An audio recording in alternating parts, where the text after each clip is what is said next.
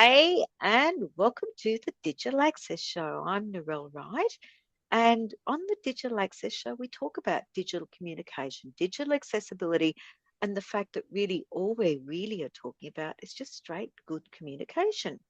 Our guest this week is Nick Hosking from KN Website Design. Nick, thank you so much for coming on the show. Thank you for having me, Narelle. Nick, the last time we were on, you were talking about digital accessibility and development and what needs to be considered. You've actually just started up a new campaign, and I'll admit I'm involved in it, called the Do Better campaign. What is the Do Better campaign? The Do Better campaign, in a nutshell, is to educate business owners and businesses in general about the importance of digital accessibility, not just it's not good enough just to have a website these days. It needs to be accessible to all, including the blind, the dumb, all the different disabilities that are in the world need to be able to resonate with your website. So the Do Better campaign is to encourage business owners to simply do better with their digital presence. It's quite interesting because I know myself why you became part of it, but can you tell everyone else why you've become part of it? What was it in the Do Better campaign that said you need to be part of it? The nuts and bolts of it is Kim and I joined was the fact that a lot of what the Do Better is trying to do is also great for SEO. They are a marriage that happen very simultaneously. Um, by doing certain things for SEO, you're also making your website more accessible. So we want to help businesses not just be found online through the search engines, but we want them to be found by the people that actually need those services. Be it they might have hearing impairment, they might be blind, they could be able-bodied. Everybody needs to be able to use the internet for its full potential, no matter what their ailment is or disability. Nick, I've been doing a bit of looking at the Disability Discrimination Act 1992 and what it covers, and I'm quite interested to see implicitly it does cover digital accessibility, but it's not explicitly mentioned. Now, when you consider it, 1992, the internet and the computer usage was not there that we have today. Do you think that's a reason for digital accessibility not being taken up?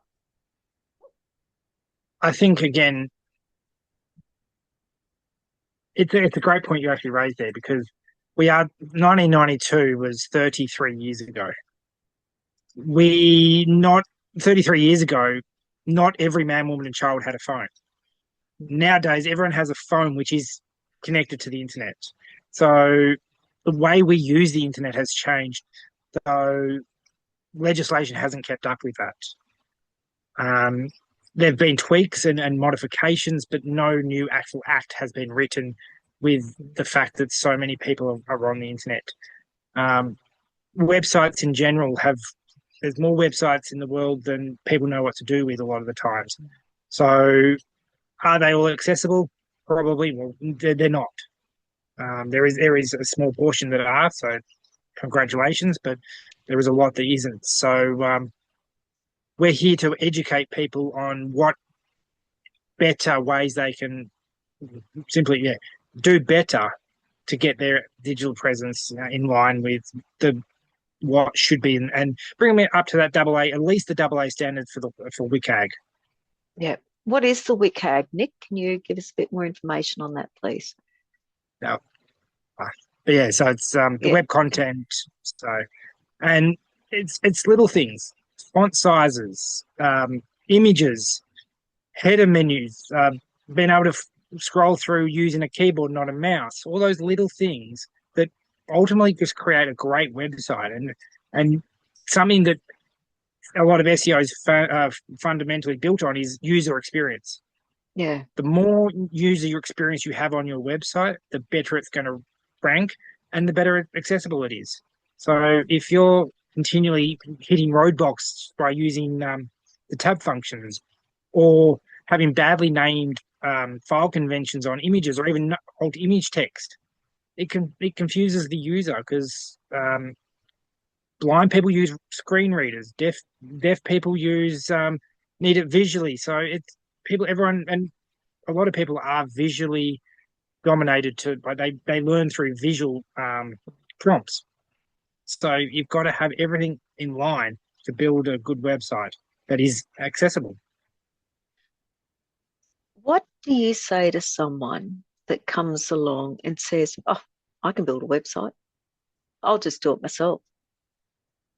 What is your answer to that with regards to the Do Better campaign? How long do you have? Um, in an in a couple of sentences, that yes, anybody can build a website, but is that website going to work for its user? Because I can build, someone can build a website, but is it going to speak to the user that's using the website?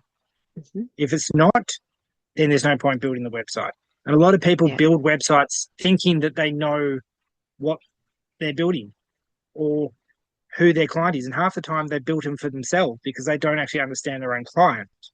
So if you think that if you've got in your mind that everybody will be able to see my website, you need to think about, well, there's a large portion of people that do have a disability of some degree, be it it's not always a physical disability either, because it could be an autism, it could be like a blindness, it could be lack of fingers, or even simply lack of finger movement or feeling that yeah, means that they can't use a mouse. So you've mm, got to really think about all the aspects and all your users before you build a website. It's not just a pretty picture on the web, on the internet. It needs to be functional. So yeah, it's not as easy as everyone thinks. It's like putting a couple of pictures up and some text, and then you've got a website. Even the hierarchy of your H1s, H2s, H3s oh yeah, need to be yeah, correct order. So there's all these functionalities that don't necessarily, like, a lot of builders will naturally default to H2 mm, as it's heading. Anytime you put a heading text in, it'll naturally default to H2.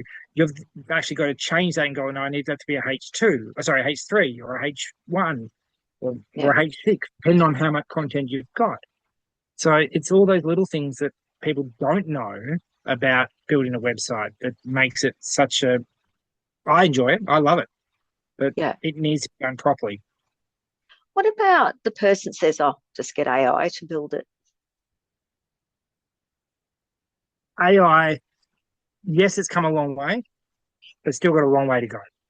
Mm-hmm. It's again, it's only as smart as the people feeding them the information. It At the moment, it doesn't think for itself, and it doesn't always think. Well, it will know about the WCAG standards. It will know all those things, but it may not always implement it. So you need to make sure that if you are building an AI website, you're probably not also getting your language and your fun. Like, it's you need to make sure that what you build reflects who you are. And again, it comes back to what's the intent of that website. Am I trying to sell to this client? Am I trying to give this client information? You need to have all that, which AI can't necessarily articulate in its language, but it also doesn't necessarily give you the correct structures. It won't give you alt image text. Um, it's still got some way to go before it's going to be able to do the complete job. Yeah. Nick, video is such a big component on websites today, videos, reels. What needs to be considered when you're building a website with regards to video? Because I don't think people really think about this much. They just whack the video up and say, "Yeah, she'll be right, mate." Personally speaking, um, videos should not be hosted on the website. They should be hosted through a Vimeo or a YouTube or a video platform. Because if you put it straight, if you're hosting it on your website, it's going to slow it down. Mm-hmm. but it also needs to be of a size that can be easily viewed. It shouldn't start playing as soon as you scroll over it. You should have the controls to be able to start and stop and mute and all those things before it starts. Also should be captioned. And this is the big one.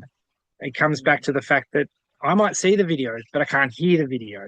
So it needs to be captioned correctly, not just captioned to what AI has picked up, as you're saying. It needs to Yeah. be captioned correctly, um, and allowed people to experience that no matter how they're viewing it or listening to it.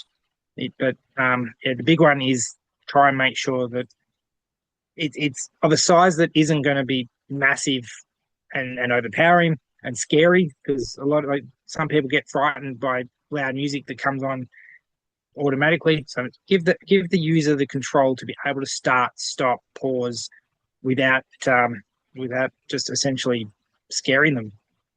Yeah, that's a good point. So the Do Better campaign is encompassing all this, is it? Yes. So we're partnered with a number of different people who have skills, not just in websites, but in video and print media and auditing websites as well, and giving the great and giving an overview of what can be done for a website that is accessible and allows businesses to see what is possible. Um, Sometimes they'll be heavily focused on one section or one portion of what the campaign's about. In some other cases, it will be directed to other people in the campaign. But it's about a cohesive um, group of people that all have the same vision and drive to get to encourage people, businesses to do better. So, Nick, what are we going to see from the Do Better campaign as So, people out there? so we are starting with targeting allied health Mm-hmm. to show, because a lot of allied health providers will be servicing clients that have a disability of some degree.